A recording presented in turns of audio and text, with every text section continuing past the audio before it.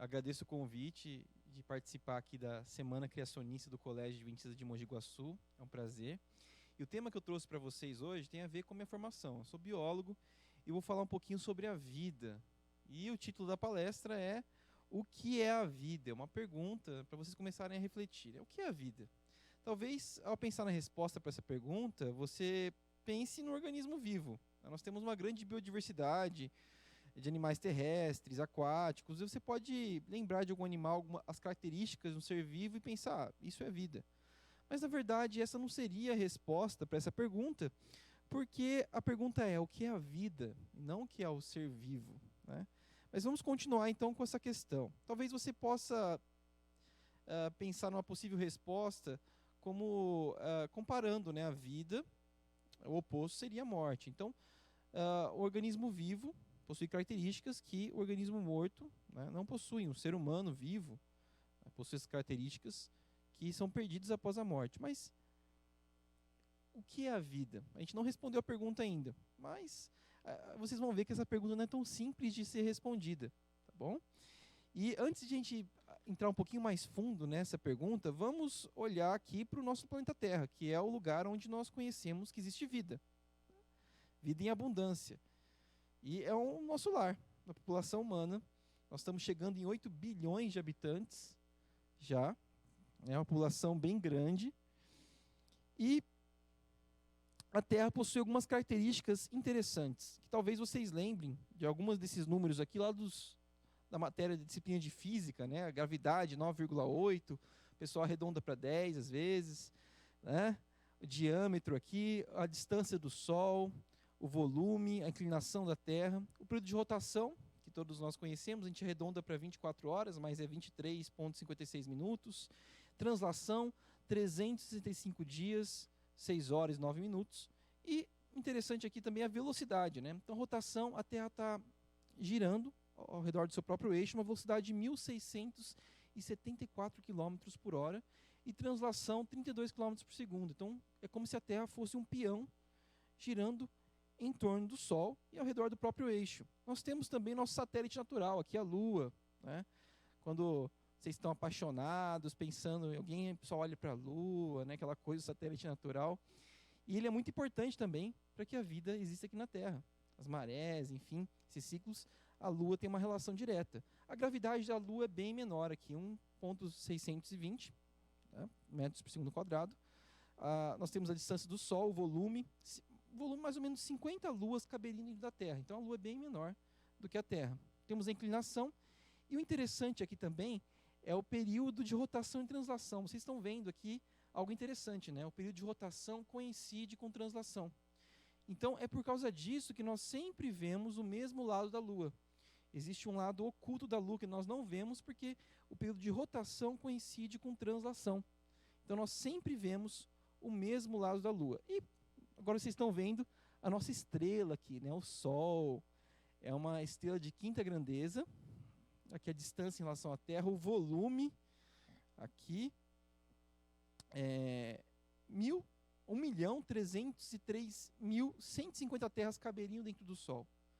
Então ele é muito maior do que o nosso planeta. A temperatura aqui é 5.500 graus Celsius e a quantidade de energia que é transformada no Sol, 4 milhões de toneladas de matéria são transformadas em energia por segundo, né? E graças a essa energia, que também é um dos aspectos principais que permite a existência de vida aqui na Terra. Por exemplo, se a Terra estivesse 10% mais próxima do Sol, dessa estrela, toda a água que existe na Terra evaporaria. Se ela estivesse 10% mais longe, toda a água aqui da Terra congelaria. Então a distância da Terra em relação ao Sol é ideal para que exista vida, porque a gente sabe que uma das características importantes para a vida é a água no estado líquido. E essa distância é a distância ideal que permite a existência dessa água no estado líquido. Interessante, né? E ao observar esse ajuste fino, a distância, os movimentos dos astros, né, e todo esse design que parece existir no universo, vários cientistas, né, astrônomos, como Galileu Galilei, eles não conseguiam dissociar essa perfeição, esse ajuste fino da existência de um Deus. né? Então, Galileu Galilei, por exemplo, diz o seguinte: a ciência humana, de maneira nenhuma, nega a existência de Deus. Quando considero quantas e quão maravilhosas coisas o homem compreende, pesquisa e consegue realizar, então reconheço claramente que o espírito humano é obra de Deus. E o mais notável, né? Então, essa é uma frase aqui de Galileu Galilei, um grande cientista. Nós temos também Johannes Kepler, né? Também que estudou os movimentos dos astros, né? As leis de Kepler. Diz o seguinte: as leis da natureza nada mais são do que pensamentos matemáticos de Deus. Olha que bonita essa frase, né? E alguma coisa mudou com o tempo, né? Vocês estão vendo aqui alguns cientistas que surgiram, principalmente no contexto do século XX, o início até o final do século XX, que trouxeram várias ideias, né, que acabaram mudando muitas vezes a forma de se pensar nas diversas áreas da ciência. Nós temos Darwin, Marx aqui, Nietzsche, né, Freud, e eles são conhecidos como os cavaleiros do ateísmo, porque as ideias propostas por essas teorias acabaram tirando Deus como uma explicação final, como objeto de estudo de várias áreas, né? Darwin, de forma específica, na área da biologia, que é a área que eu estudo. Talvez vocês tenham ouvido falar também desse cosmólogo muito famoso, Carl Sagan, tá? E ele era um cientista, um cosmólogo ateu, e algumas frases dele aqui, ó: o universo não parece ser nem benevolente nem hostil, apenas indiferente. Somos os representantes do cosmos. Somos um exemplo do que o hidrogênio pode fazer com 15 bilhões de anos de evolução cósmica. Somos feitos de poeira de estrelas. Nós somos uma maneira de o cosmos se autoconhecer. Ou seja, nós somos o acidente. O acidente ao longo da história do universo, e aqui estamos nós. Essa é a ideia desse cara, o Carl Sagan. Nós sabemos que a vida existe na Terra, existe uma sintonia, existem características que permitem que a vida exista aqui na Terra, mas essa vida está ameaçada. Muitos estão preocupados também com as condições futuras da Terra. Até quando nós teremos condições favoráveis para que a vida exista aqui na Terra, nós não sabemos. Nós temos, por exemplo, algumas coisas que estão acontecendo que estão causando preocupações aos cientistas. Temperaturas muito altas, não sei se vocês ficaram sabendo, no Canadá recentemente, um país que não está acostumado com essas temperaturas próximas a 50 graus Celsius. Isso causou muitos transtornos no Canadá. Além disso, nós temos observado um crescente número de desastres naturais no mundo. Então, desde que se iniciou uma documentação, um registro, tem se observado um aumento exponencial de desastres naturais. Então, furacões, terremotos estão aumentando em magnitude e frequência, estão acontecendo mais. E isso causa preocupação, né? Lá em Apocalipse 11, 18, diz o seguinte: as nações se iraram e chegou a tua ira. Chegou o tempo de julgares os mortos e de recompensares os teus servos, os profetas, os teus santos e os que temem o teu nome, tanto pequenos como grandes. E enfatizar esse trecho aqui: e de destruir os que destroem a terra. Tá? Nós sabemos que alguns desses desastres naturais não são necessariamente consequência da ação do homem, mas muitas dessas mudanças têm uma influência do ser humano. E a Bíblia traz uma reflexão sobre a importância de nós preservarmos o nosso planeta, e também deixa claro que as pessoas que destroem o planeta Terra vão ser destruídas no final da história. Então, nós temos aqui, né, a Terra que está gemendo em função dessa destruição. Ela tem sofrido.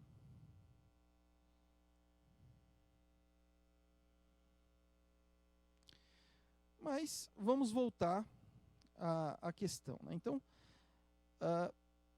os cientistas têm observado que a vida está ameaçada aqui na Terra. Eles acham que a vida que existe aqui na Terra é um acidente cósmico. E, nesse contexto, eles estão procurando encontrar possibilidades de que a vida existe em outro lugar e que nós possamos um dia também continuarmos vivendo, talvez, em outra localidade. Então, nesse sentido, uma das buscas dos cientistas, já há algumas décadas, é encontrar vida inteligente fora aqui do planeta Terra. Será que existe vida fora, vida extraterrestre? Nesse sentido, por exemplo, eles enviaram alguns discos de ouro nas naves Voyager, né, que foram para o espaço. E esses discos continham saudações em vários idiomas, continham músicas, imagens aqui da Terra, para caso algum extraterrestre encontrar essas naves, essas sondas, eles conseguissem entender um pouquinho das características da população humana, da produção cultural, né, dos idiomas, enfim, uma busca de se comunicar com vida extraterrestre. O projeto, de forma geral, que busca a vida fora da Terra, ele é resumido pela sigla SET, que é um acrônimo de Search for Extraterrestrial Intelligence, ou seja, busca por vida inteligente extraterrestre. E nós temos essa busca que é feita de forma ativa e de forma passiva, né? Então, por exemplo, esse radiotelescópio presente em Arecibo, em Porto Rico, hoje ele já está em uma condição bem deplorável, acabou sendo aqui, né, destruído com o tempo, mas ele foi construído inicialmente para promover essa comunicação, tanto receber sinais, possíveis sinais que viessem do espaço, como também emitir sinais, né, trazer para o espaço para buscar uma comunicação, né? Então, a emissão dessas ondas de rádio, buscando comunicação, seria um SET que nós chamamos ativo, né, buscando essa comunicação. E a possível recepção desses sinais seria um SET, né, passivo nesse contexto.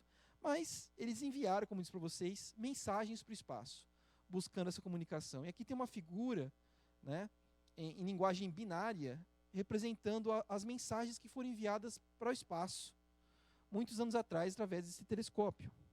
Eu vou mostrar algumas dessas mensagens que foram enviadas para vocês entenderem. Tá? Então,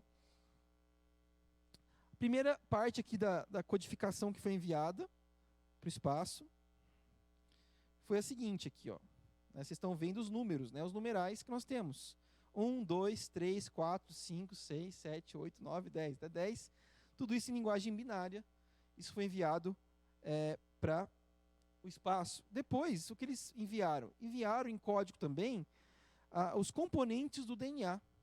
Que todos os organismos são feitos de DNA, né? A formação genética de todos os organismos de DNA. Então, eles enviaram a fórmula química da desoxirribose, que é o açúcar, a pentose tem no DNA, e as bases, né, que vocês conhecem, adenina, timina, citosina e guanina. Né? Então, eles enviaram a fórmula química de cada uma dessas bases nitrogenadas, também o fosfato, aqui nós sabemos que tem um açúcar, né, a base nitrogenada, o fosfato. Então, eles enviaram a fórmula do DNA através de linguagem binária também para o espaço. Olha que legal. Depois eles enviaram também não só a fórmula química, como também a estrutura helicoidal do DNA. Nós sabemos que o DNA tem uma estrutura dupla hélice, então eles enviaram também em código binário a estrutura helicoidal do DNA. Além disso, eles enviaram também dados acerca da população humana. Então, eles enviaram a estatura média de um humano daquela época e também enviaram a população, né, que era por volta de 4 bilhões naquela época. Então, eles enviaram assim, olha, o ser humano é mais ou menos dessa altura, com essas características, e tem mais de 4 bilhões de seres humanos aqui na Terra, passando dados acerca da população humana, caso alguém encontrasse, recepcionasse essas ondas. Também trouxeram dados sobre a localização da Terra, mostrando aqui que ela é o terceiro planeta em relação à distância ao Sol, tem Mercúrio, Vênus, a Terra, né, Marte, Júpiter, Saturno, Urano, Netuno e Plutão. Então, a sequência também. E também enviaram a localização. Falaram assim, olha, a gente está mandando essas mensagens através aqui de Arecibo, de um radiotelescópio, e enviaram também simbolizando o equipamento que estavam utilizando para enviar esses sinais. Né? o radiotelescópio de Arecibo. Mas vamos falar sobre um planeta aqui que eu não falei ainda para vocês, e que tem muito a ver com essa busca por vida extraterrestre, que é Marte. Acho que vocês ouviram falar, já tem filme, né, Marcianos, aquela coisa toda. Então a gravidade aqui, alguns dados de Marte. Gravidade 3,711 aqui, né, metros por segundo ao quadrado. A distância do Sol, o volume, a inclinação. E se vocês observarem esses dados, vocês vão ver algumas similaridades com a Terra. Vocês estão percebendo algumas similaridades? Por exemplo, uma das similaridades, a inclinação da Terra é parecida, aqui tem corrigindo, né, a inclinação de Marte, é parecida com a inclinação da Terra. O período de rotação, ou seja, o dia de Marte, é parecido com o da Terra. Né? É quase igual. O ano, a 686, é bem diferente, mas a rotação é parecida. E Marte está numa distância do Sol, que é uma distância que nós consideramos como uma distância habitável, de planetas, uma zona habitável em torno de uma estrela. Então, potencialmente, nesse sentido, ele poderia ter vida em Marte. Né? Alguns cogitam essa possibilidade. E nesse contexto, muitas sondas têm sido enviadas para Marte já há algumas décadas. E tem uma galera, por exemplo, esse cara, que talvez vocês tenham ouvido falar, que é o cara da vez, o Elon Musk, né, que tem várias empresas, inclusive é o dono, né, o responsável pela Tesla. E ele também está relacionado com missões espaciais. E um dos projetos dele é formar uma colônia de habitação humana em Marte. E para isso, um dos projetos, né, que por enquanto está no campo da ficção científica, é a terraformação de Marte, ou seja, tornar Marte um planeta habitável. Tá? Então tem algumas estratégias que eles imaginam futuramente para transformar Marte em um planeta habitável e, quem sabe, formar colônias humanas em Marte futuramente. Então, nesse contexto, as tentativas de encontrar vida em Marte começam na década de 60. Nós temos a primeira sonda enviada aqui, a Mariner, e a última sonda, que chegou agora nesse ano, a sonda Perseverance, né, que está lá em Marte, tentando buscar vida, sinais de vida em Marte. Mas eu vou dar um enfoque especial para essa missão Viking da década de 70, que ela era como se fosse um laboratório, que foi enviado para lá, e ela tentou identificar a vida em Marte. Aqui tem um artigo falando sobre essa missão e quais foram os critérios que ela utilizou para tentar identificar a vida em Marte. Aqui vocês estão vendo o esquema dessa sonda, extremamente complexa, é como se fosse um laboratório que os caras montaram, né, para fazer análises lá e verificar a possibilidade de ciências de vida. E um dos parâmetros que eles utilizaram para identificar a vida foi a emissão de carbono 14. Você fala, nossa, carbono 14? Vou explicar rapidamente o que vem a ser o carbono 14. Vocês, obviamente, das aulas de química que eles estão no ensino médio, lembram que o carbono 14 tem a massa igual a 12, né? Tem 6 prótons e 6 nêutrons, né? Tem uma massa igual a 12. Mas como assim um carbono 14? Se vocês olharem para a tabela periódica, vão ver que o elemento que tem massa 14 é o nitrogênio. Né? E nós sabemos que o nitrogênio ele é abundante na atmosfera. Então, como ocorre o surgimento do carbono 14? Então, existe muito nitrogênio na atmosfera. Os raios solares incidem sobre a atmosfera, incidem sobre esses átomos de nitrogênio e acabam capturando, né, um desses prótons. Então, assim, um próton acaba depois dando lugar a um nêutron. Então, dá origem a um elemento que tem 6 prótons e 8 nêutrons. Né? Então, esse elemento vai perder um próton e ganhar um nêutron. Vai ficar com massa 14, mas vai ficar com 6 prótons em vez de 7. Nós sabemos que o que define um elemento da tabela periódica, né, é o número de prótons.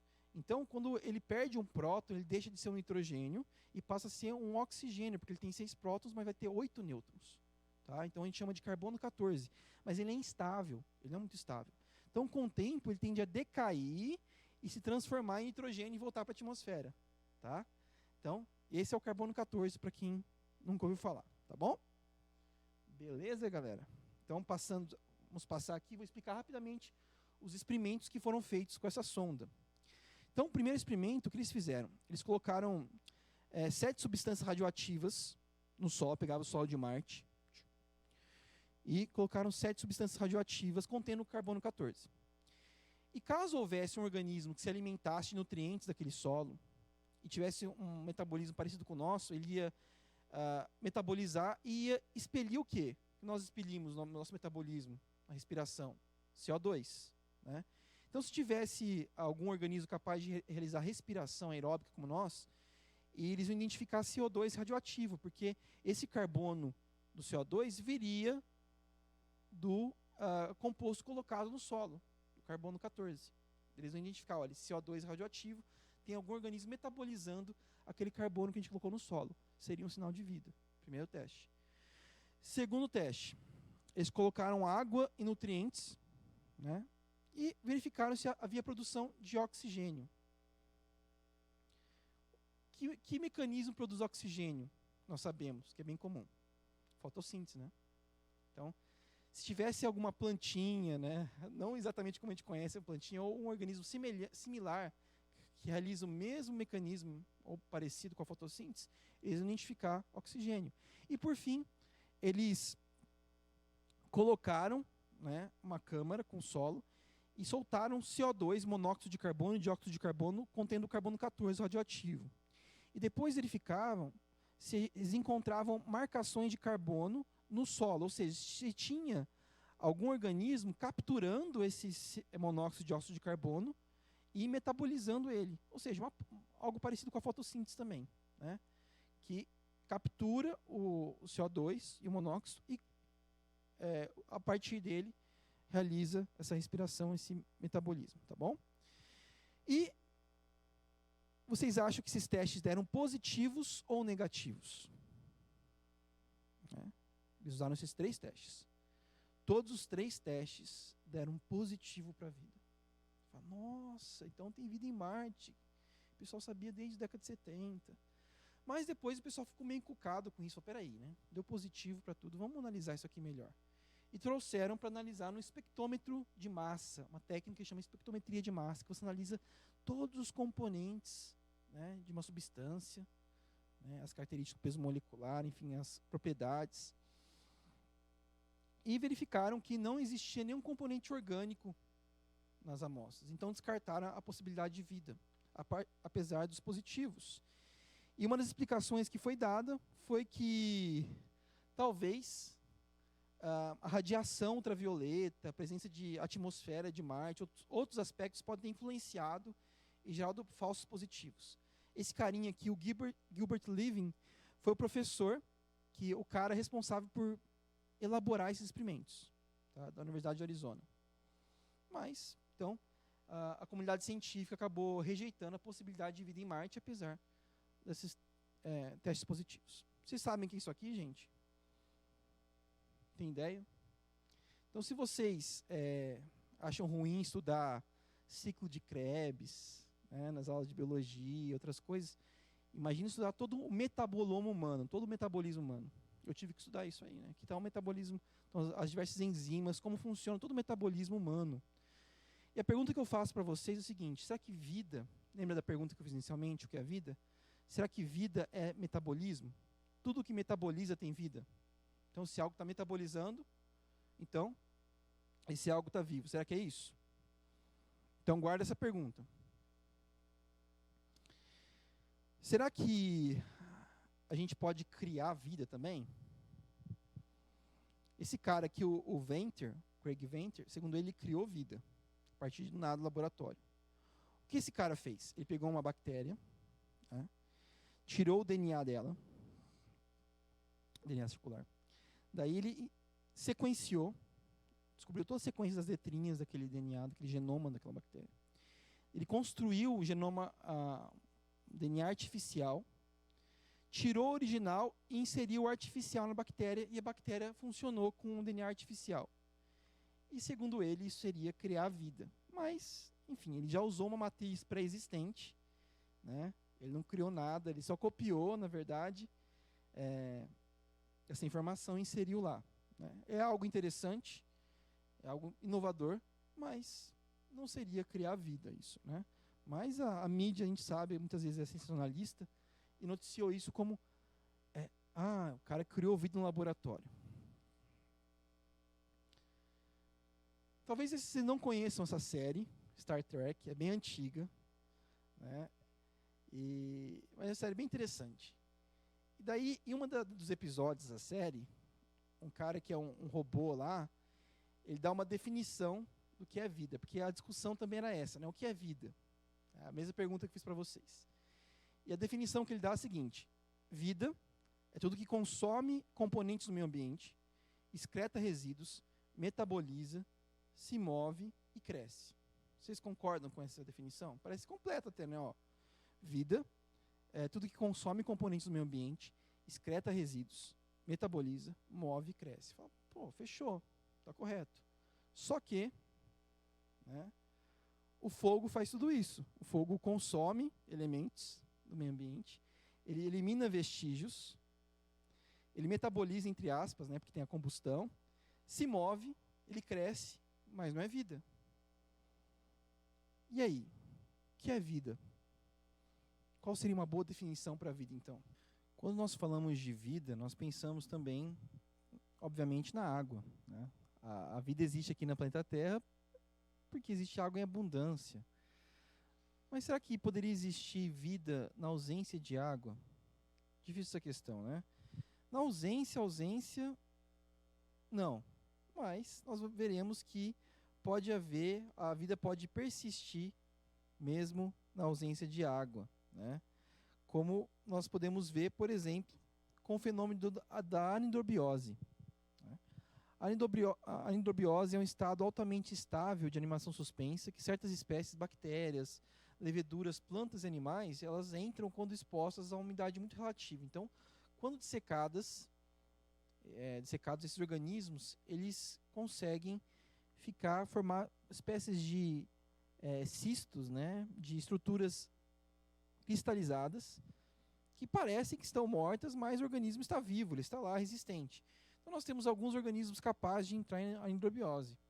Talvez o mais conhecido seja o que está em uma imagem maior, o tardígrado, né? Vocês podem ver aqui, o tardígrado. Mas nós temos nematóides, nós temos plantas, temos bactérias capazes de entrar nesse estado de anidrobiose.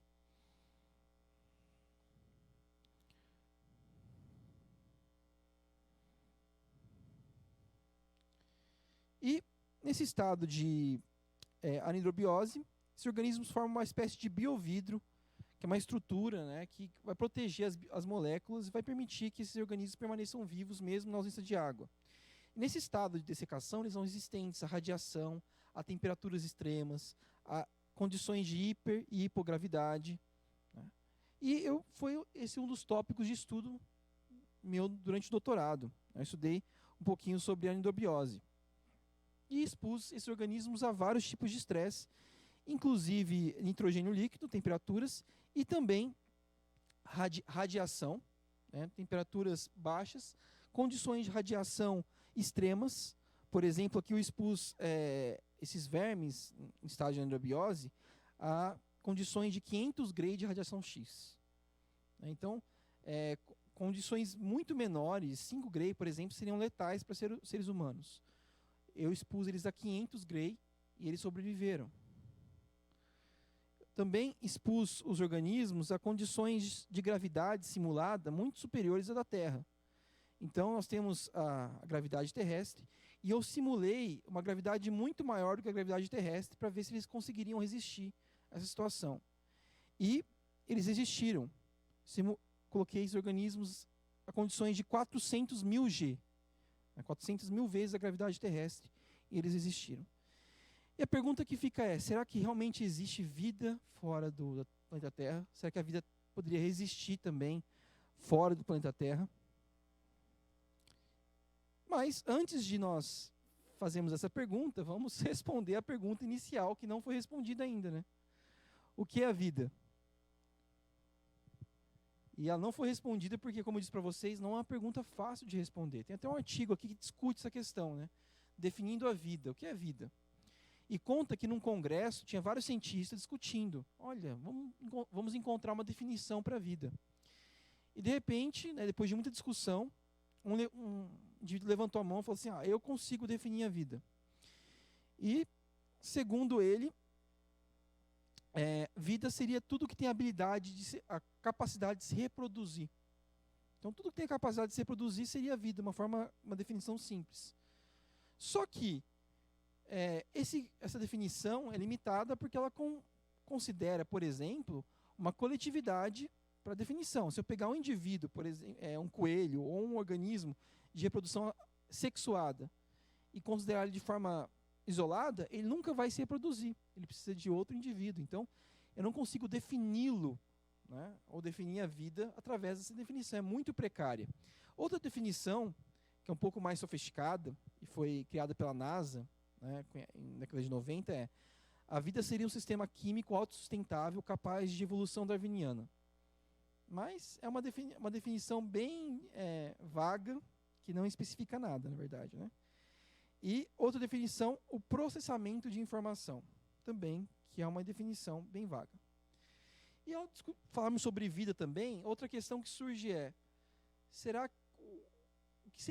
quais seriam as condições mínimas para a vida? A gente não consegue definir certo o que é a vida, e isso dificulta também de definir o que vem a ser um ser vivo. Será que os vírus são seres vivos? Nós tivemos a pandemia agora, né? E causou várias mortes, mas se nós considerarmos a vida como sendo formada por células, unidades básicas, e como um organismo capaz de, vamos dizer assim, como essa definição aqui, né, autossustentar, né, de ter um metabolismo próprio, o vírus não seria um organismo vivo, porque ele é um parasita intracelular obrigatório. Ele depende da célula para ele sobreviver. Então, não seria um ser vivo. Mas, enfim, ele causa muitas doenças, os vírus causam muitas doenças, muitas mortes por aí, né?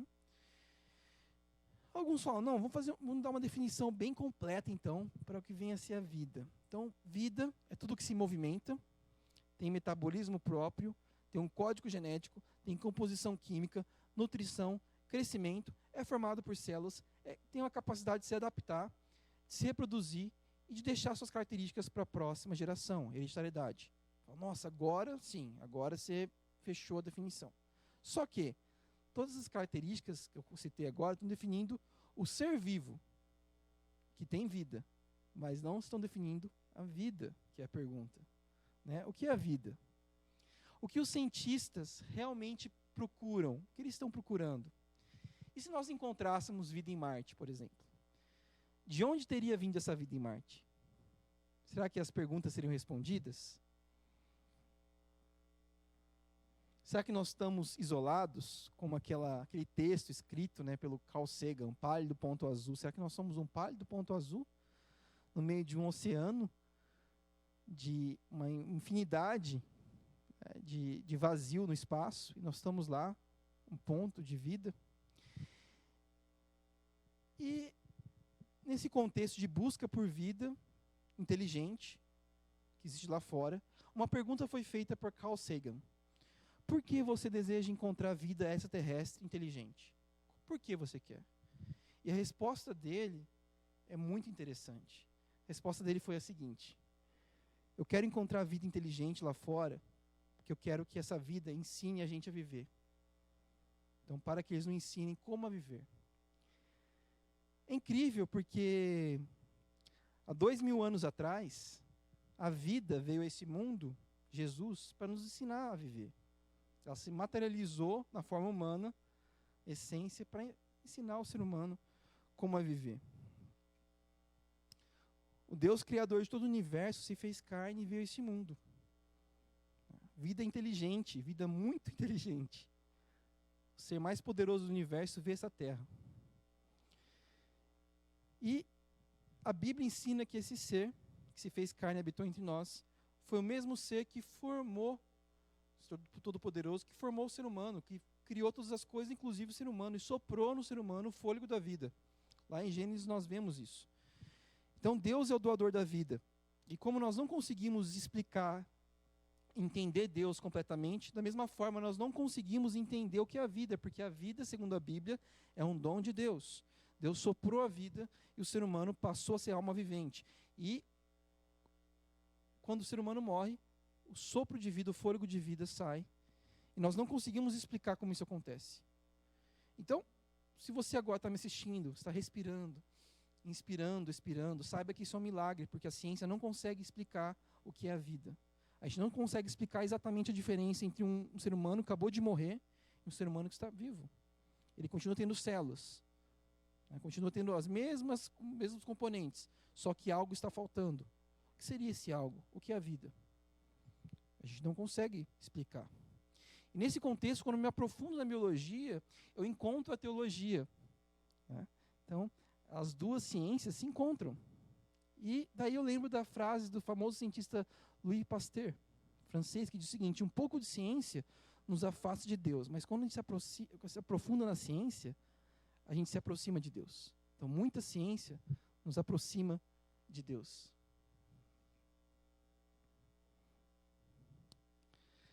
Lá em João, capítulo 1, versículo 1 a 3, diz o seguinte: no princípio, Deus era aquele que é a palavra. Ele estava com Deus e era Deus. Ele estava com Deus no princípio. Todas as coisas foram feitas por intermédio dele. Sem ele, nada do que existe teria sido feito. É interessante porque talvez você, aluno que esteja assistindo, você vai sair aqui do colégio adventista, vai entrar no ambiente acadêmico, secular talvez, essa possibilidade, ou também entrar em contato com amigos que não acreditam em Deus, enfim. E eles vão falar para você: Deus não existe. Deus é uma invenção humana. E nesse contexto você pode até concordar com ele. Fala: nossa, mas como assim? Porque Deus não existe. Deus é. A existência, ela preconiza um início e um fim. Deus não tem um começo e fim. Lá em Apocalipse diz que ele é o alfa e o ômega. Ele é o princípio e o fim. Então Deus não existe, ele é. E porque ele é, nós existimos. E todas as coisas existem. Então, nós podemos concordar com cientistas que dizem: Deus não existe. Ele não existe. Nós existimos porque ele é. Ele é, né? E a Bíblia traz várias definições, né? Ele é o pão da vida, ele é a luz do mundo, ele é o bom pastor, ele é o portal das ovelhas, ele é a videira verdadeira, ele é a ressurreição e a vida, ele é o caminho, a verdade e a vida. E às vezes a gente perde a capacidade de se maravilhar com as pequenas coisas, com os detalhes, né? Quando você observa a criação de Deus, observa a vida, que é um milagre, como eu disse para vocês, a gente poderia se maravilhar. Quando a gente é criancinha, a gente se maravilha, a gente olha uma formiguinha e fica: nossa, que legal, né? Olha o inseto e acha maravilhoso ele andando, e realmente a vida é maravilhosa. Mas com o tempo, o dia a dia, as preocupações tiram essa capacidade de nos maravilharmos com a natureza. A natureza é muito especial. E para se comunicar com esse Deus Criador, né, com esse Deus que se fez carne e habitou entre nós, nós não precisamos de mandar códigos de linguagem binária para o espaço. Nós não precisamos de radiotelescópios. É só você se ajoelhar na sua casa e orar para esse Deus, que ele vai te ouvir. Ele está disposto a se comunicar com você. E ao contemplar a natureza de Deus, que as palavras nossas sejam semelhantes a esse astronauta, uma missão, a missão Apollo. Eu gostaria que você assistisse esse vídeo. We are now approaching lunar sunrise, and for all the people back on Earth, the crew of Apollo 8 has a message that we would like to send to you. In the beginning, God created the heaven and the earth. And the earth was without form and void, and darkness was upon the face of the deep. And the Spirit of God moved upon the face of the waters. And God said, "Let there be light." And there was light. And God saw the light, that it was good. And God divided the light from the darkness. And God called the light day, and the darkness he called night, and the evening and the morning were the first day. And God said, "Let there be a firmament in the midst of the waters. Let it divide the waters from the waters. And God made the firmament, and divided the waters which were under the firmament from the waters which were above the firmament. And it was so. And God called the firmament heaven, and the evening and the morning was the second day. God said, let the waters under the heaven be gathered together into one place, and let the dry land appear, and it was so. And God called the dry land earth, and the gathering together of the waters called he seas. And God saw that it was good. And from the crew of Apollo 8, we close with good night, good luck, a Merry Christmas, and God bless all of you on this good earth.